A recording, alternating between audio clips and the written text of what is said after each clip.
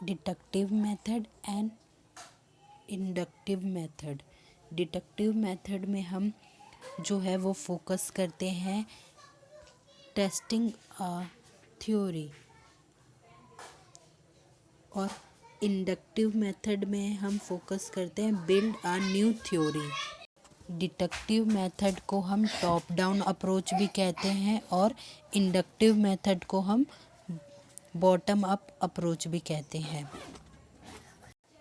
Deductive method में हम एक थ्योरी के आधार पर हाइपोथेसिस तैयार करते हैं और फिर उसके आधार पर हम थ्योरी को मानने या अमान्य करते हैं।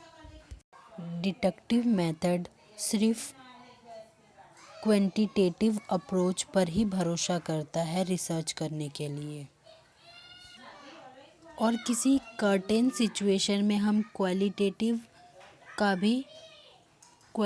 अप्रोच का भी इस्तेमाल करते हैं।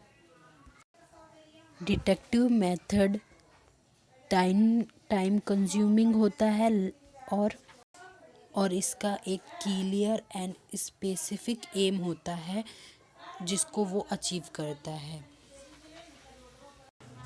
इंडक्टिव मेथड जो होते हैं वो क्वालिटेटिव मेथड को लेते हैं ज़्यादातर रिसर्च करने के लिए, और जो इंडक्टिव मेथड होता है वो लेस स्ट्रक्चर्ड होता है और मोर टाइम कंज्यूमिंग होता है। बेसिकली हम देखें तो डिडक्टिव मेथड में हम डिडक्टिव मेथड में हम थ्योरी जो होती है, ऑलरेडी थ्योरी जो बनी होती है उसको एक्सप्लोर करते हैं, और इंडक्टिव मेथड में हम न्यू थ्योरी क्रिएट करते हैं।